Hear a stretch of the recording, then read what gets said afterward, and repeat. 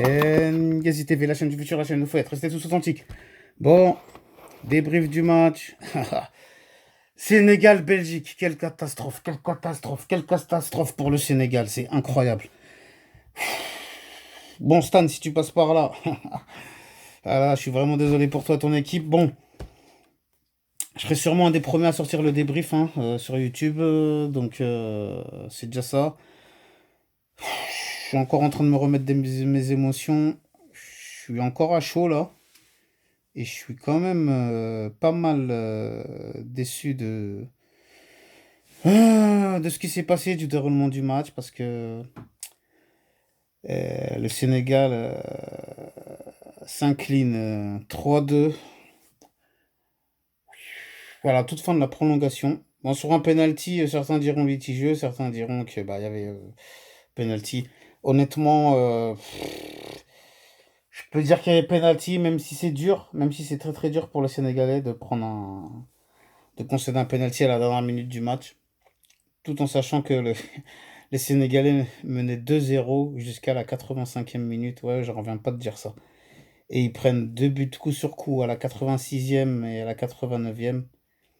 Donc en début de match, je crois que c'est à la 25e minute, c'est Diarra qui avait ouvert la marque.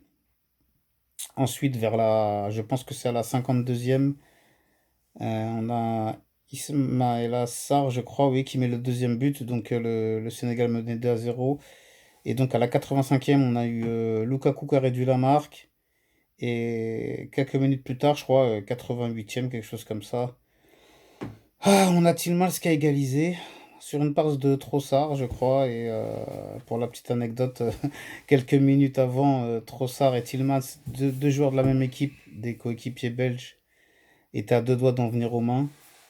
Et finalement, l'un a trouvé l'autre pour marquer et égaliser. Donc ce sera la belle histoire belge du soir.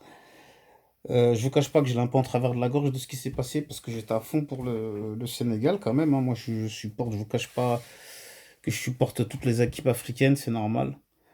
Et ça m'a fait mal au cœur de voir le Sénégal sortir comme ça. Surtout que la Belgique méritait pas tant que ça. Cette équipe-là, c'était pas procurer énormément d'occasions. Bon, bah, sur le match, je crois, il y a 52% de possession pour la Belgique et 48% pour le Sénégal. Euh, 4 tirs cadrés des deux côtés, je pense, quelque chose comme ça.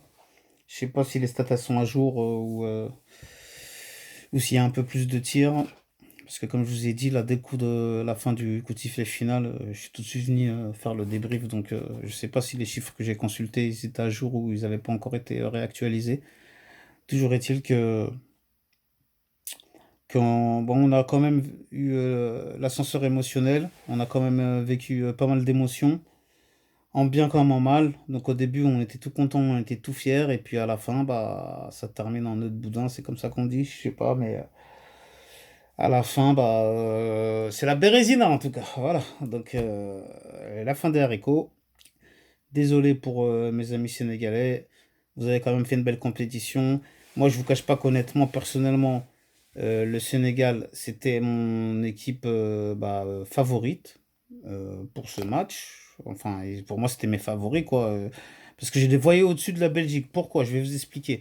Historiquement, la Belgique est au-dessus du Sénégal, bien évidemment. Mais au niveau de la forme actuelle, j'estimais que le Sénégal, ils étaient dans un espèce de groupe de la mort avec la Norvège et la France. La Belgique, ils avaient un groupe bidon, je les voyais galérer, ramer, donc je me suis dit, le Sénégal, c'est au-dessus et ils vont faire le taf.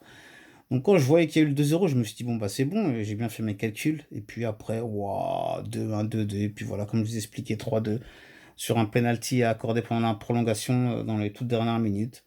C'est vraiment malheureux, j'aurais bien aimé au moins voir une petite séance de tir au but, même si Thibaut Courtois, on sait que c'est du grand, c'est du solide, c'est du costaud, mais j'aurais bien aimé voir ce que ça pouvait donner au tir au but. Tant pis, c'est comme ça, faut accepter, c'est le football. Maintenant, on va attendre que les autres équipes africaines, comme le Ghana, l'Algérie, le Cap-Vert, et je sais plus qui, parce qu'il y a tellement de matchs qui restent encore que j'ai dû en oublier encore une équipe africaine. Et voilà, l'Égypte. Donc, on va attendre que toutes ces équipes fassent bonne figure. Enfin, on espère. Donc voilà, ça y est, je vais m'arrêter là, sinon le débrief sera trop long. En tout cas, merci à tous de m'avoir suivi. Si vous êtes arrivé jusque-là et que vous n'êtes toujours pas abonné, je me demande ce que vous attendez pour le faire. Donc n'hésitez pas, abonnez-vous, likez, commentez, partagez. Ici, c'est Ngazi TV, la chaîne du futur, la chaîne où il faut être. Restez tous authentiques. Allez, à bientôt pour plein de débriefs, pour plein de sujets, pour plein de débats. Vous inquiétez pas. Allez, prenez bien soin de vous et de vos proches. Que Dieu vous protège. Amin, amen, shalom, pas de à bientôt. Ngazi TV, la chaîne du futur, la chaîne où il faut être. Passe le message à ton voisin, cousin. À bientôt. Allez, salam.